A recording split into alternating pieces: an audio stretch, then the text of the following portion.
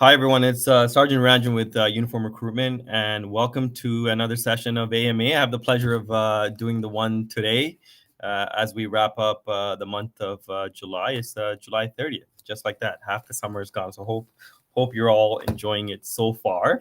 And thanks for everyone that's joining us. I know it takes a bit of time for everybody to hop on and join us, so certainly really excited for the next hour to go over all the questions that you may have about the hiring process, specifically about the application process, and not only for the constable position, but also for all of our other positions. So certainly I'll address it. And I have two of my colleagues that will be joining me in this session today, and they'll be focusing more on some of the areas that our candidates are struggling with when it comes to the application submission, the portal, and trying to give you some tips to make sure that your application is not returned once it's submitted. So those are some of the things that we will be covering as we go through the session today. All right. A few things, a few little points that I want to touch on before we get started. The first one being our next class. So class 529, which is starting in September 2nd, the fall class is underway. I know we're filling the spots, and a lot of our candidates have been getting their job offer calls from our employment coordinator. And I actually had the opportunity to provide an in-person job offer to one of the candidates.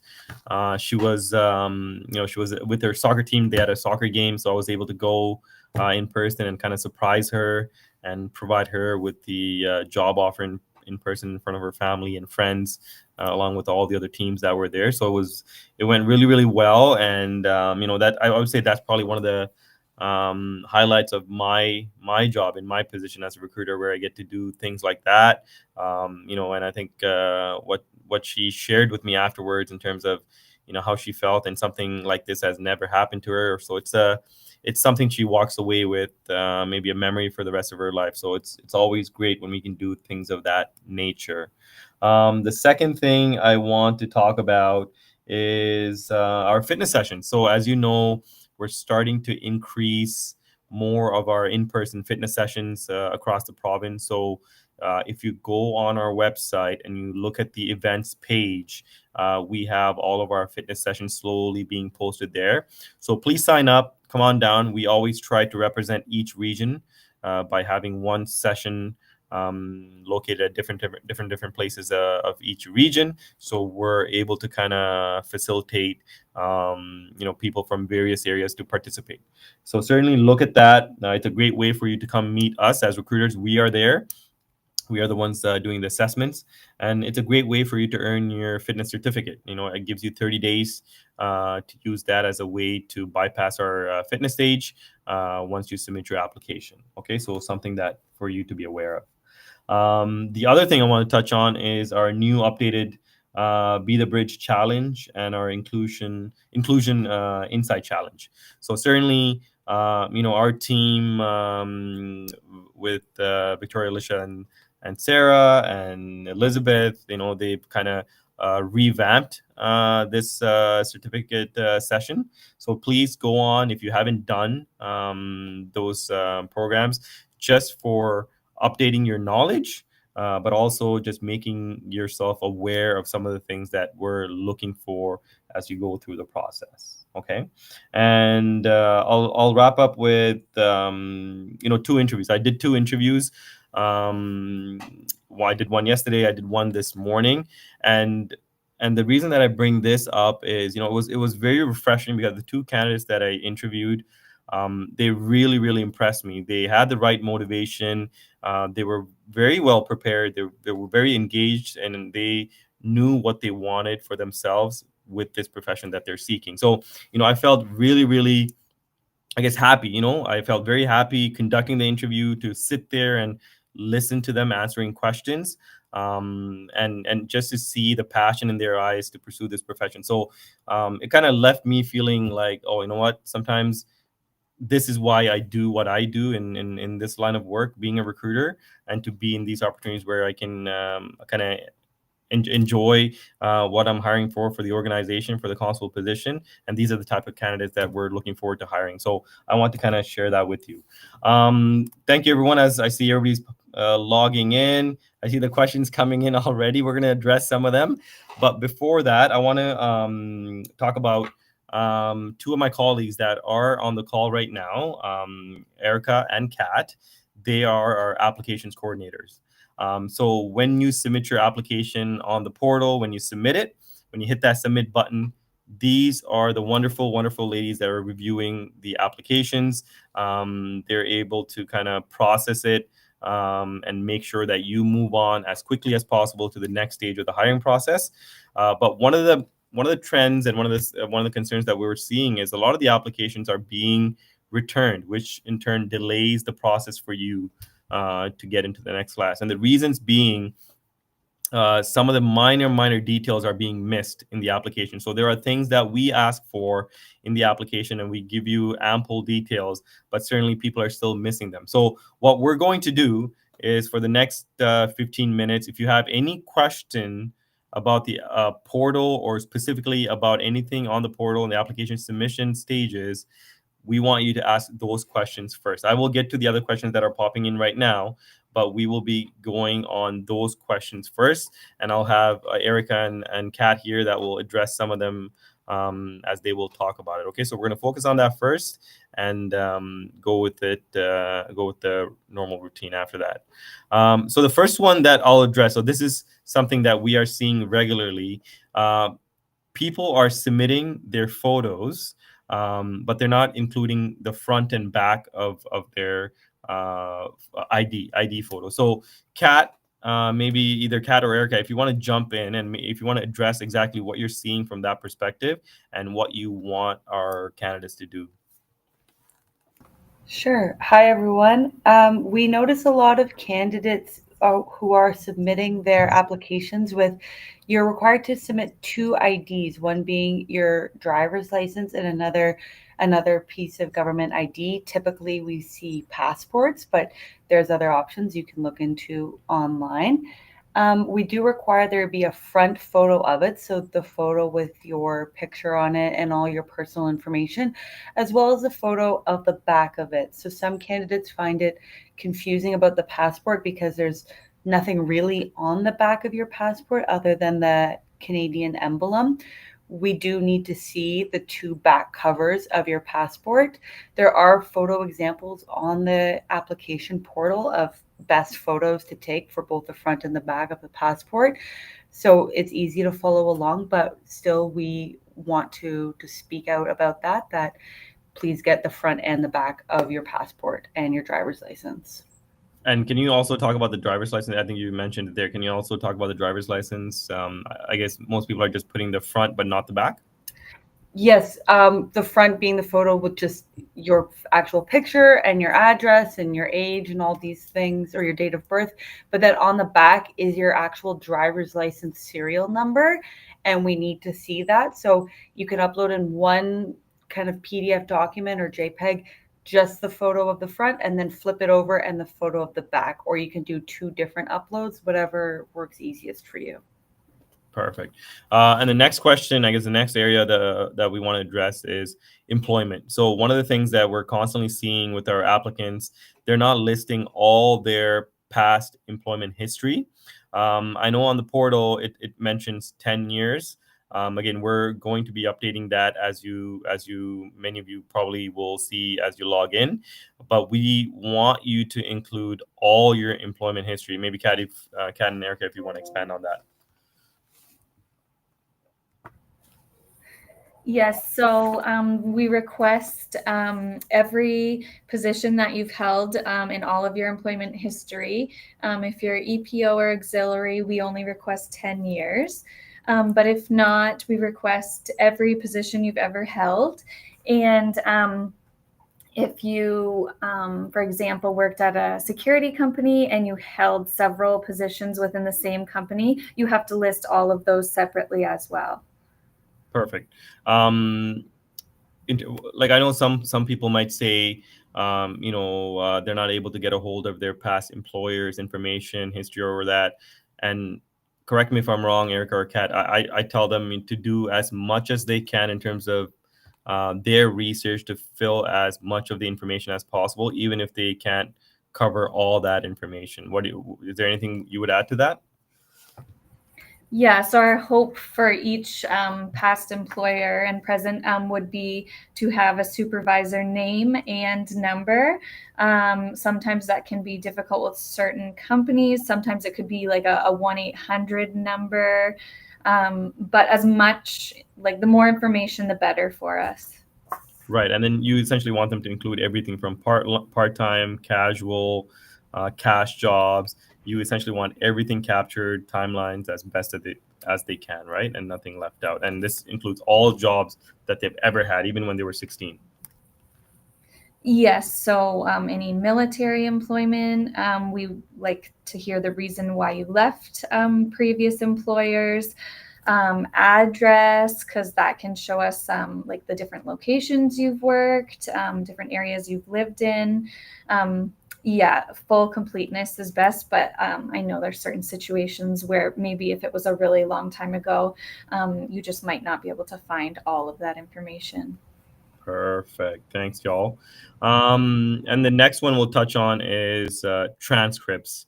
You know what? Before I even go into it, Kat and Erica, maybe you can just even take that whole transcript question. Like, what is it that you're looking for when they submit their transcripts? Yeah, so when we're asking for transcripts, I think a large source of confusion is that it's easily accessible for students to get their unofficial transcript on different university or college or high school websites. We do, however, require the official transcripts, so those ones are a little harder to come by.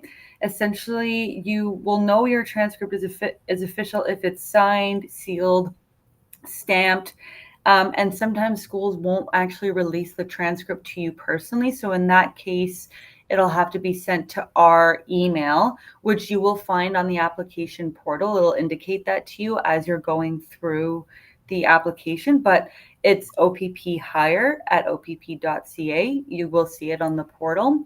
And yes, a lot of times we see the unofficial transcripts where we hear from candidates that say that they can't get the official transcript, likely because they have access to the unofficial one, so they don't realize that you can get the official one. But we do require one that's either signed or stamped, or it can even be mailed to OPP headquarters, and the address again is on the application portal, so those can be mailed into us as well. Awesome, great response. So obviously our candidates or everyone that's listening. So this is very important, and the reason that we're doing this session, and thankfully we have Erica and Kat joining us, is when you submit your application and if any of this minor detail is missed on your application portal, your application won't go through, and we will send it back to you and have you address it. So for you, it's worth taking that extra time, reviewing it, making sure that it's all appropriate instead of rushing through it and submitting a product that's not 100%. Because Erica and Kat, they will review it, take their time, and they won't process the application through just because if you're rushing to put it through, right? So there's no need to rush because we're hiring 365 days a year. Just make sure the product that you're putting is at its best, okay? I see the questions are coming through, and thank you for that. And I'll address it as we're going through. I just want to get through some of these other items that I want to address. Name on the ID. So essentially, one of the other things that we're seeing is on your portal, the name that you're listing does not match your official ID. Maybe Kat and Erica, can you address that? Yes, so we just want to make sure that your name on the portal and your identification and your OACP consent form or release of information form, depending what stream you're applying to, is all consistent. The formatting should match all the way across the board. And also, a lot of applicants might leave out middle names, so those should always be included as well. And yeah, we just hope that it will be done this way at the application stage, because when doing document uploads, it can, with the naming conventions that are automatic now, once we change your name in the portal further along down the road, you might be required to re-upload all of your documents. So exactly how your name appears on your government ID and driver's license is how it should be put in the portal and on your consent form. Awesome. And the other question, I guess, is a follow-up to that. What if they don't have a first name? Like, would you just want them leaving it blank, putting an A? Is that acceptable? So for no first name, we could put NA for that. Okay, perfect. Yeah, thank you for that. That's what I thought. And then I think this is just a follow-up on the name on your OACP consent form matches the name on your ID. I think you probably addressed that, but anything you want to add to that? Yeah, we just want to be sure that the name, there's 2 sections of the OACP form where candidates have to indicate their name. So on the first page, write your full name, what middle names, everything included, as well as your full address. And then on the final page, a lot of the times candidates do their signature and then they write just their first and last name and fail to include a middle name or a second last name or anything like that. So just important that it's consistent all the way across. If your name is asked at any point on this official document application, look to your IDs and mirror that. Perfect. The next item up for discussion is having a driver's license outside of the province, or if you've had a driver's license in another state, province, or country. Certainly, a lot of applicants are missing this when they're submitting the application. Maybe if you can touch on that a little bit. So we do accept driver's license from out of country or out of province as a piece of ID. However, we do need to see a driver's abstract for any place you've had a driver's license outside of Ontario. So if you lived in Quebec at any point and held a driver's license, we need an abstract for that, as well anywhere out of country. So if you lived in the States or in India or any other place, we do require an abstract from the country as well. And I know it varies the process that which candidates have to follow to get those abstracts. So we ask, obviously, most of the time candidates can access their driver's abstracts and send it to us in a reasonable period of time. Of course, there are exceptions to that. Sometimes candidates are honestly not able to based on certain areas. So we do ask in that case that they provide a document stating that they've made the attempt but aren't able to get an abstract for whatever reason, and that will be evaluated at a later time. Awesome, perfect. And I think the other one that I missed to address was signing the consent form. I think I've seen a few myself where people are not signing the consent form. Maybe you can clarify that. Yeah, so candidates should sign as well. The witness needs to sign, and I know that looks confusing to some candidates where you might think that you can have somebody here at the office sign it, or you assume that a witness is somebody here at the office, but you can have anybody with you, like a roommate, a parent, a partner, sign as your witness. And in addition, we want to add that the signatures have to be either an e-signature or you can actually sign it by pen, but the signatures can't be your name typed. Awesome. Thanks, Kat and Erica, for detailed responses. So all the applications that come in from after today should be perfect. I think that's exactly what our expectation is going to be. One of the questions here about the driver's abstract, do they have to be, could it be a 3-year uncertified? Would that be acceptable, or does it have to be a certified abstract? Maybe if you're able to answer that.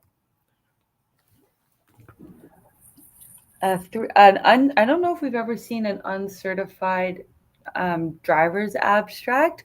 Usually they have to be official, like they have to have either the municipality, the province, or the country logo that indicates to us that it is an official one. Yeah.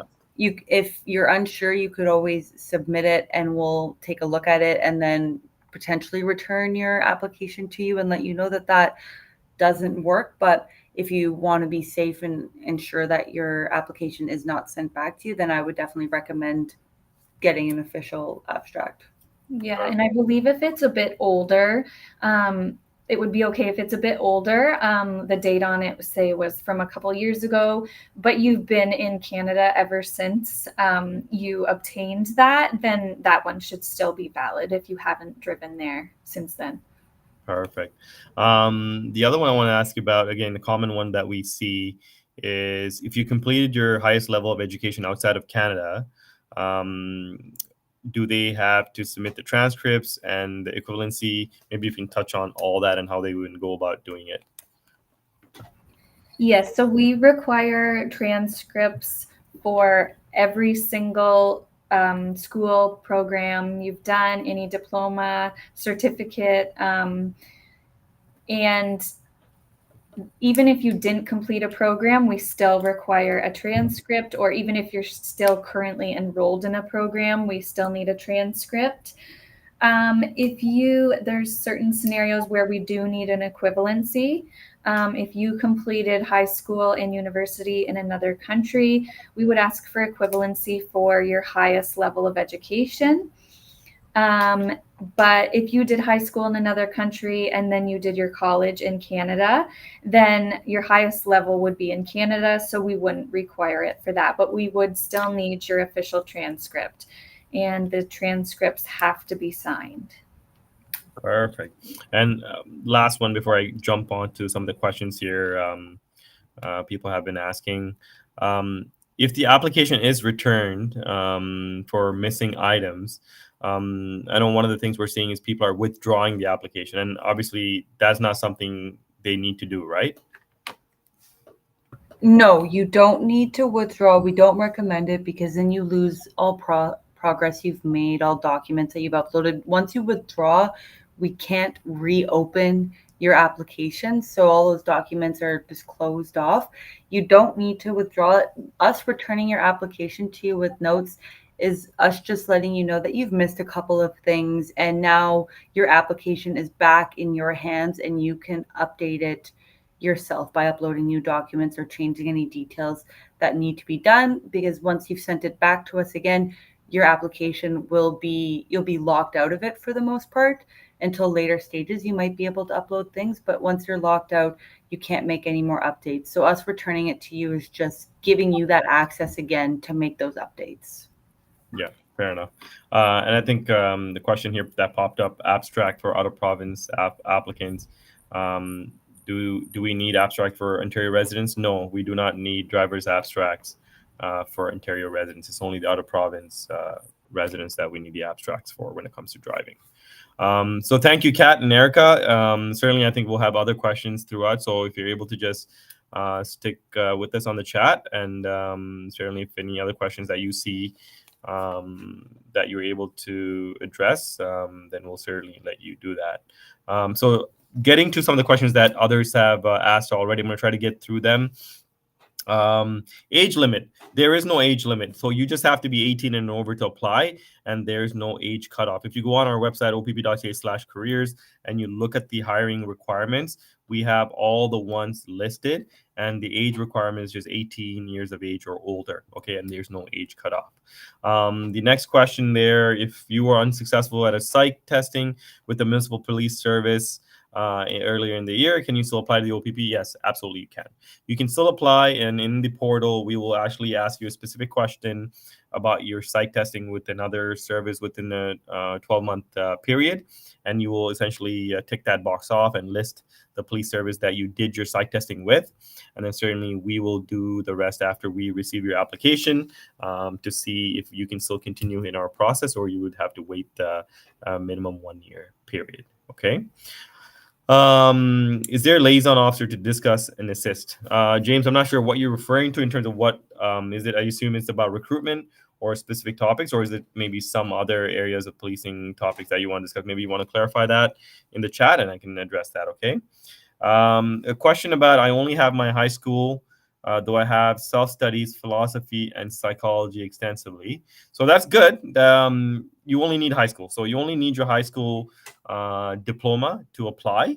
That's the minimum education requirement. So that has not changed. And if you have done self-learning after that, that's great. But the only parameter when it comes to education is just your high school education that you need to show us. Okay. Do you have to take police foundations? No, you don't have to take police foundation specifically to apply to a police service. If you want to take it to enhance your, education or understanding of policing, certainly you can do that. But any education or any area of study, whether it's in a high school, college, or university that you take, would be accepted as an area of study. We are not looking for a specific area of study when hiring. Okay. When it comes to applying a second time, do we have access to our previous applications in the web portal in order to better inform our second application, or is a previous application deleted and is inaccessible? Erica and Kat, have you seen any of this in terms of answer to this question? Sorry, do you mind expanding on the question? Yeah, I think what this person is asking is if they are applying a second time and the first time that they applied using the portal, they were not successful, and they're applying a second time a year later, do they have access to their application, the first one that they submitted in the portal? Oh, no, unfortunately not. Sorry, I thought that's what you didn't want to give an answer that was a little ambiguous. No, unfortunately not. Once the files are either declined or withdrew or are just kind of left behind, they are closed off. So after a certain period of time, they close off and we're not able to access them again. So yeah, unfortunately, if you have documents there that you don't have in your own personal possession, you'll have to reobtain those from whatever institution or wherever you got them from. Perfect. And I think that's probably a very good point, Kat. Thank you. So when you're going through the portal and you're adding all these items, please make sure that you're keeping a copy of all these things that you've done. So that way, if you did need to apply again, you're easily able to access them. And Kat and Erica, a question about employment. What if they worked at a place for 3 days or 3 months in the probationary period and they left? Is that something you would still require listed under the employment category? Yes, it is. Even if it was 1 day, we've seen some people list if they worked for, like, say, during an election period, you need to list every single position. Fair enough. And any updates, such as like first date or CPR updates that they want to submit after they have submitted the application through the portal, where is it that they would send that to you? Would it be through the OPP hire at opp.ca email, or would you? Yes. Yep. That's fine. They can send it to us. Any additional uploads we can add to their file for them. Right. Yeah. So I know this question gets asked all the time. Sometimes we have people that want to add more reference letters or they have more, and they email saying they're not able to access their portal. So like Erica and Kat mentioned, you can actually email us and it would be uploaded onto your profile. The 2 weeks fitness logs, do we need to fill all the blanks, especially the PIN test part?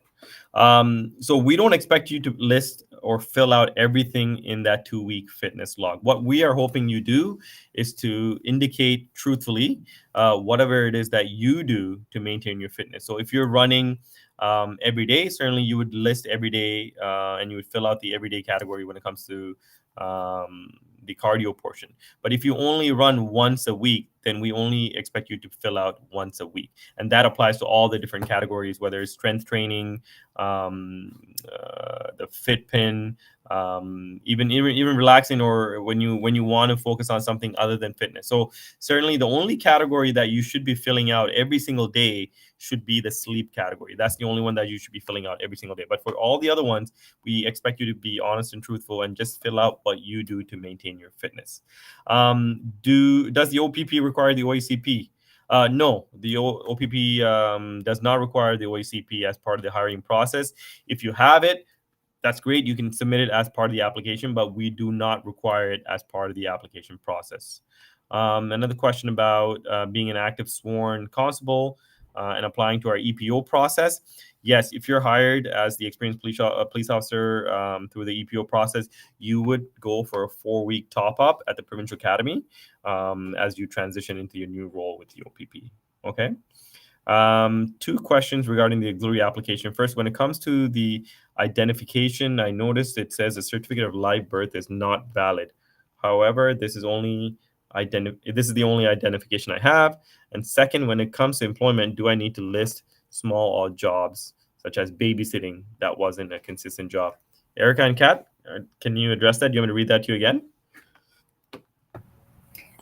So for the second part of the question, yes, again, you need to list every single position you've had.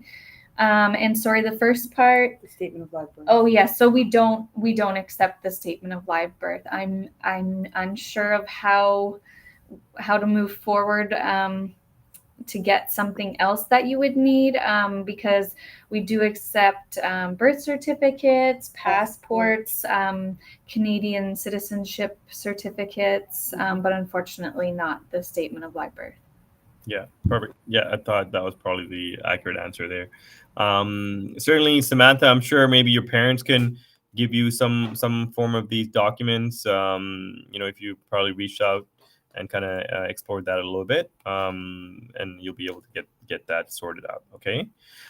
Moving on, letter of recommendation be okay. I'm not sure in what context you're asking, but assuming if it's related to the portal.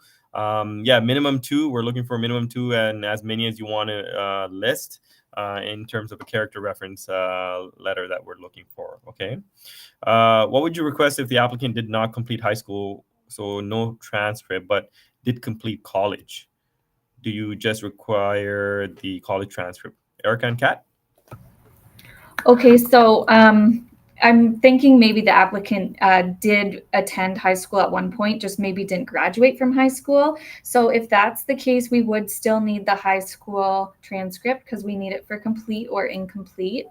But if the candidate did graduate from college, then that meets our minimum. So we would need that transcript. Perfect. Good. Civilian positions, certainly if you're interested in applying to any of our civilian positions, whether it's uniform civilian or non-uniform, certainly we have different paths available. So if you look at uniform civilian positions, you can be auxiliary, special constables, cadets. Those are available to us. And then certainly if you're looking for the non-uniform civilian positions, we have many different ones throughout the province. You can be a detachment admin clerk. You can be a dispatcher. Certainly many of those positions you can actually go on the Government of Ontario website, gojobs.on.ca, and certainly you'll be able to see all the civilian positions that we accept and currently filling across the province. Okay. I think I addressed that one. Question: what happens if the official driver abstract and school transcripts are in French from Quebec? Erica and Kat? Yeah, we do accept transcripts or driver's abstracts or anything in French. We have enough people that work with us within the uniform recruitment and recruiters in general that speak French and come from Quebec that they can translate or review your application as it comes. Even if you fill out self-assessment portions of it in French, we have people here that speak French that can translate. Perfect. And Kat or Erica, can you touch on the World Education Service, why we would have a candidate go through that service? Yes, so WES is an educational equivalency program, and we recognize, or they will, I think the process that they take is that they ask for your transcripts or diplomas from different countries where you've completed your education, and then they process them and ensure their validity and provide you with an educational equivalency certificate. And we recognize and accept WES. So I think it would be one that we recommend to provide your transcripts to if you need to go through the educational equivalency process. Perfect. Thanks, Kat.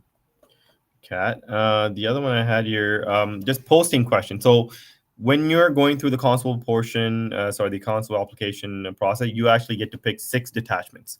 So you will pick the top 6 that you prefer based on all the different detachments available throughout the province in different regions, and we will do our best to offer you one of the 6 that you picked. And if there is a chance where we're unable to, offer you one of the 6 that you picked, certainly we'll try to work with you to maybe have you pick 3 more, or try to see what other options are available to you. Okay, because we understand people have families and other commitments, and sometimes it's not easy to uproot and move because of obligations that you already have, and so we try and work with you to make sure that the position that you're looking for, at the same time obligations of our organization are met, and we'll try to do the best that we can to make it work together. Okay, I've been working in Alberta as a German iron worker. I also have my grade 12, and I'm a Red Seal ticket. I assume you're asking me if that is a that makes you a strong applicant. Absolutely. I think certainly any transferable skill or experience that you have from other employment, certainly there are skill sets that are transferable to policing. But the only way you'll know is to go through the process, go through the hiring process, and see how you do. All right, because even if you don't have any policing or law enforcement knowledge or experience, we will certainly make sure you get that by going through the training at the Ontario Police College and the Provincial Police Academy. And we make sure we top you up to make sure you have the confidence in your role and to be a confident police officer. So that's a great question. The other question here is, my interview is tomorrow. If I make it on, and after any chances of the September class, you never know, right? Maybe if you certainly do well, you're almost at the halfway mark for the hiring process.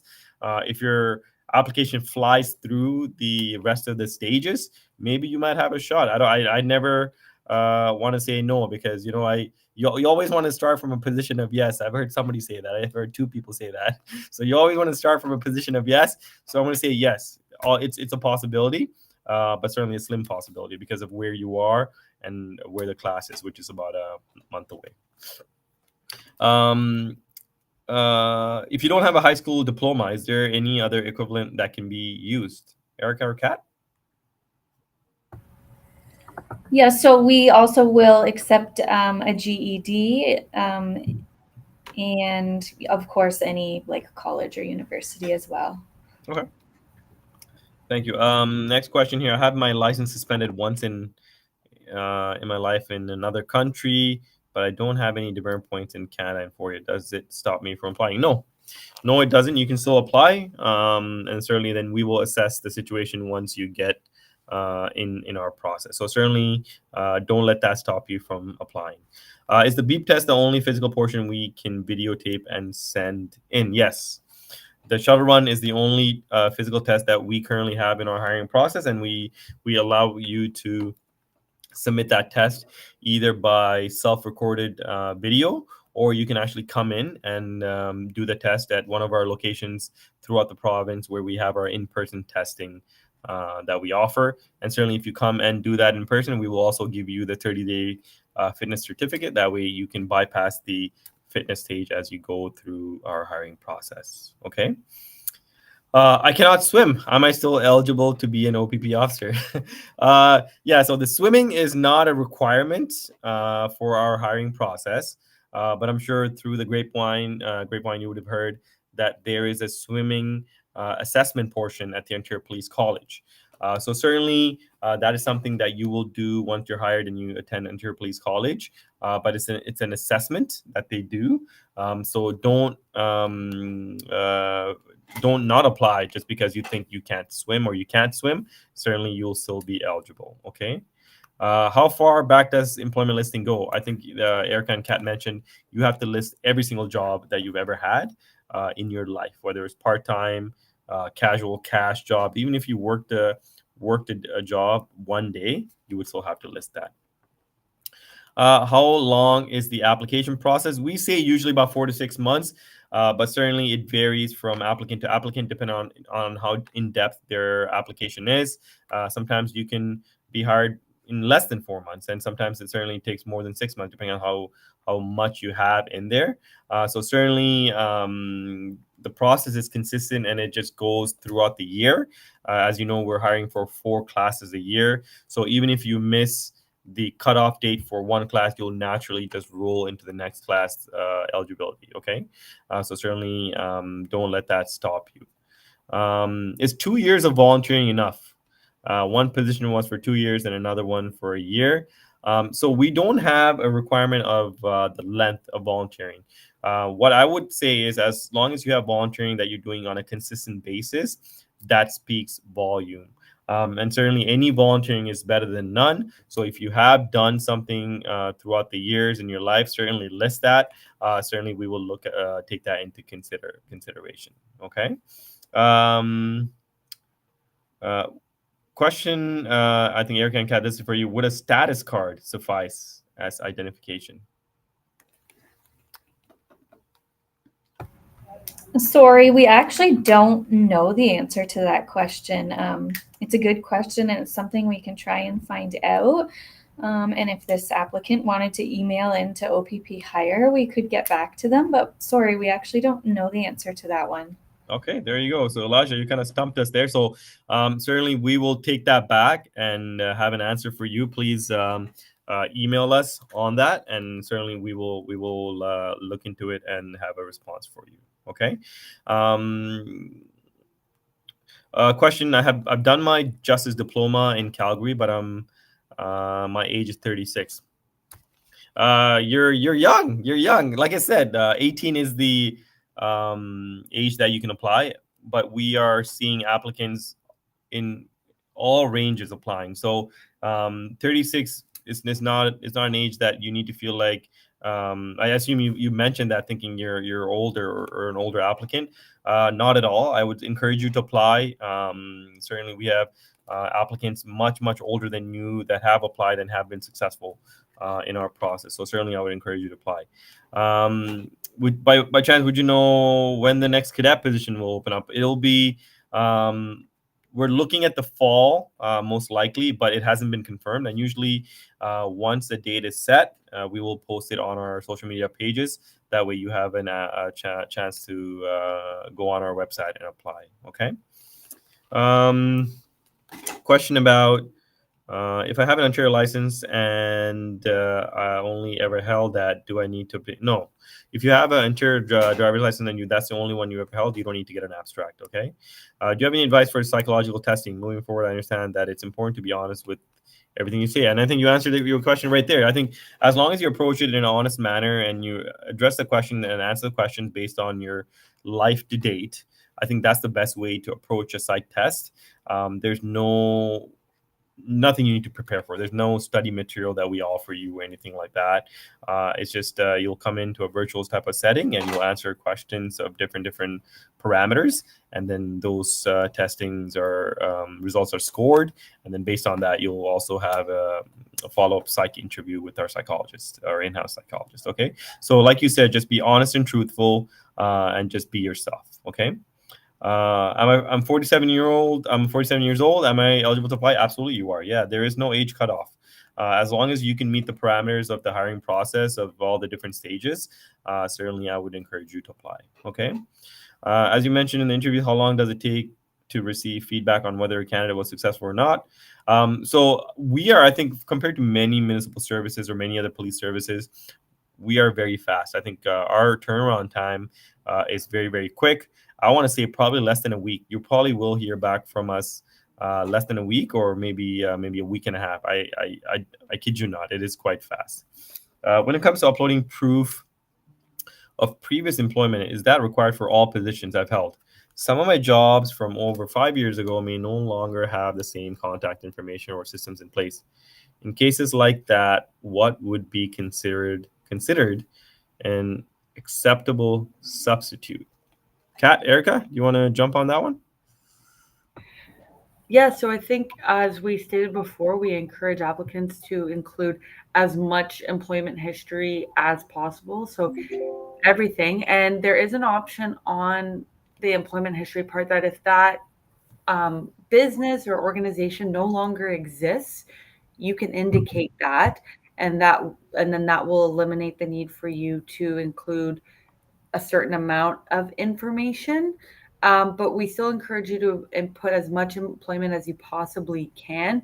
We ask for everything for EPOs and auxiliaries, only 10 years. So past 5 years is really not considered that old. We would like to see those things. And if you're not able to get a direct number to prior supervisors or anybody that you would usually put on there, you can always put numbers. A lot of candidates put numbers for like general HR lines or just like the 1-800 numbers that reach the company.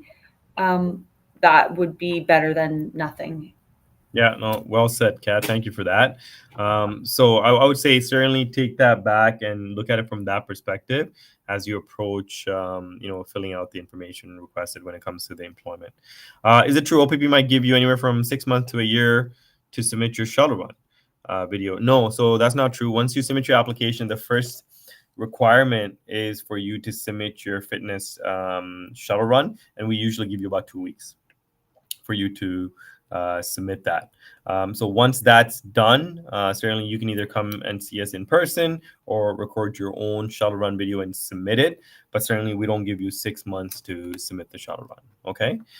For reference letters, if they are 2 years old or older, are we able to still use them in our application for one of the references? So ideally, we want them to be under 2 years. But if you're struggling to find references, or if you can't find that person, certainly you can submit it and we will review it and we will make a decision on whether we will accept that or not. Okay. As a mom with small children, I'm wondering if how flexible is a job with the OPP regarding work location and schedule. Assuming you're talking about the uniform position, certainly you have the option to pick the locations that you want to be posted in. But certainly, as you know, with the policing role, it's a shift work position, right? So majority of our units on the front line work a 12-hour shift.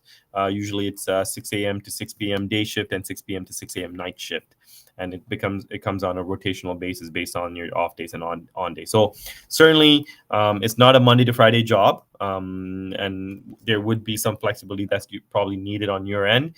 Hopefully, you have the right type of supports in place to help you through. But certainly, this is something that you would have to consider and look into if you're seriously thinking about potentially applying for the uniform position. But certainly, we have many parents that work in this line of work with young children, small children, and they are able to make it work. So certainly I would encourage you to see what your challenges are. And if you want to speak to somebody specific, such as a recruiter or another female officer, certainly we can help you put you in touch with them. Okay.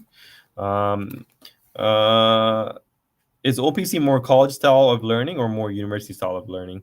I would say OPP has a blend of both. Certainly you're living on campus, doing all the studying and all the activities from morning to evening, Monday to Friday. But certainly it's a more adult learning environment. You have a lot of flexibility to do a lot of different things, and it's more of a learning environment. You have to have the discipline and then the knowledge to be focused when you need to. But certainly there is off time where you can separate yourself and have some fun too. Okay. Thanks for the questions that you're submitting here, and we're only about 10 minutes away on this session, so I'm going to try to see if I can get to more of your questions. Please do more sessions like this. Very informative. Thank you for that. Appreciate the kudos and thumbs up. Certainly we're here regularly doing our AMAs.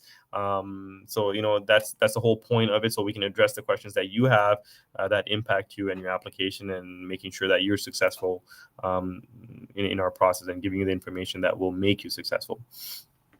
Where can I find out where the shuttle run tests are in person? Just to go to opp.ca/careers, opp.ca/events, and look at the events page, and we list all of our postings there. Okay. Trying to get through the final one here. I just received my conditional offer about half an hour ago. Congratulations. Are you required to stay within the provided student housing during the schooling, or am I able to commute to and from Aurelia? You can commute if you want to. Certainly you can do that as long as you're able to meet the requirements. Certainly they have early classes, evening classes, things of that nature. But totally, if you want to drive back and forth, that is your call. Absolutely. Okay. But congratulations. That's amazing. Look forward to seeing you at training. I'm graduating school this upcoming April. Would it be okay for me to submit my application around February to get a head start Absolutely. You should definitely do that. So by the time that you graduate, you might actually have the job lined up for your May intake. So I wish you all the very best with that. I think that's a good way to go about it. Looking at application says to provide the past 10 years of employment, but then also says to provide all employment history. It's confusing. Yeah. So that is something that we will be changing on our portal. So that as you go into the portal soon, you will see that will be changing. But certainly, we want you to list all your jobs that you've ever held. Okay, that's what we want, and that's the reason we're doing the session today with Erica and Kat, just to address some of these issues that we're seeing. Okay. Is there an alternative for shuttle run if you can't run or if you're injured? No, unfortunately, Julie, at this point, we don't have that. The shuttle run is what we test you on. So if you are injured, please don't push yourself. Just wait till you are fully recovered so you can do the test properly and that way you're successful. Just trying to read through some of the questions here. Fitness requirements for special constables and cadets. For special constables, you would also do the shuttle run, but you would only be required to meet a level 5. For cadet, there is no fitness requirement. Okay, and there's no max age. There is no max age to apply. As long as you're over the age of 18, you're eligible to apply. Okay. I'm trying to just go up here just to see if there's anything else that I miss. Thank you for hosting these AMAs. I've attended a couple of recruitment events. One of the auto show, the other one the Great Canadian Casino, and both were fantastic. I highly recommend these types of in-person events to anyone interested. It was a pleasure meeting you and getting the chance to pick your brain. I was told I'm welcome to apply for a ride-along once I've started my application. Should I call 310 or ain't or there? So the ride along is it's not something that every single detachment does. Okay, so that is totally apart from the recruitment process. It's based on availability and each detachment commander's decision. So it's totally something that if depending on where you live in the province and if it's something that you went to the detachment to inquire about, and if that is something they are willing to do for you, certainly I would encourage you to go speak to the detachment commanders or the managers there and inquire about it. But it's not a guaranteed opportunity. Okay, I have already submitted my application, but limited it to the last 10 years of employment. Should I update my file? Yes, please update your file because we would be asking you about all your employment, not just the 10 years. Okay. Trying to wrap up any of the ones that I missed off here. It looks like there's one here that I missed. What are some of the essential things an applicant should maintain while in the process after submitting their application and receiving their file number? So there's many things I can talk to you about, but what I would say is you should probably focus on the 10 areas of assessment. If you're able to focus on that and make sure you're competitive in all 10 of those areas, I think you would certainly be ready for your interview, but not only for the interview, but to be hired as a provincial constable. Okay. What is the difference between main detachments that have the asterisks on them and the other one? Just looking at which. So one would be the host detachment and one would be the satellite detachment. So many of our detachments across the province have a host and a satellite detachment. So you can work out of both areas, but they're probably both separated by geographical locations. But they both fall into the same cluster. So for example, if you look at Toronto Whitby detachment, even though they're sister detachments, one is located in Toronto and one is located in Whitby, but officers that report to that detachment fall under the same command structure of an inspector and staff sergeant, and so on and so forth. But the physical reporting locations are both very, very different. Okay. So 5 more minutes, team, before we wrap up. Certainly, I appreciate all the questions and I appreciate all of you logging in and answering them. Thank you for the kudos to Erica, Kat, and myself. Certainly, we have our team in the background, our social media coordinator, and our Corp Comms coordinator, Alicia and Vic, that always help out with this. But certainly, we want to thank them also. But appreciate the kudos. When does pre-screen take place before or after shell run submission? Usually we will do that in our hiring process. So once your application is done, certainly fitness is the first one that we will look at before you move on to any part of our assessment phases. Okay. For anyone that have been deferred, that can speak to try when they can improve on. Someone that is bilingual, fit, with no criminal check, and with a lot of volunteer experience. So I assume that you're talking about you were declined in the hiring process, and you're hoping to get some feedback in our hiring process. So unfortunately, we're not able to provide feedback to applicants. As you can imagine, if we were providing feedback to every single applicant, we wouldn't be able to hire anybody because of just the time and the effort that it would require us to spend doing that. So we don't provide feedback, and also there's other myriad of reasons why we can't do that, from privacy issues and getting into that. So what we always encourage you to do is to get some mentorship or self-reflection to see where you can improve on your own. Maybe the 10 areas of assessment is where your starting point would be, to look at where you're not strong or where you can improve, and then certainly work on that, and then come back as a stronger candidate. Okay. One last question before we wrap up. Let me see if there's one that I have not touched. Okay, and that's going to benefit all of us on this call. Okay, thank you. Yeah, thank you for that. Kudos, appreciate it. Do I have? Okay, so when we talk about the vision and hearing, I'll talk about that as our last question here, because it'll benefit everyone in this chat. So as you know, there is a vision and hearing requirement when you go through our hiring process.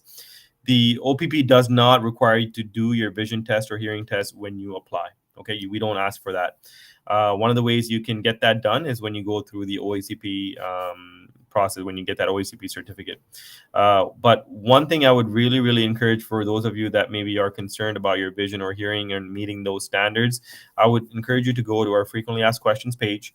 We have listed our vision requirement and our hearing requirement. And if you're in some way concerned that you don't meet the standard, what I would suggest you do is go have yourself tested. Go see an audiologist, and go also see an optometrist.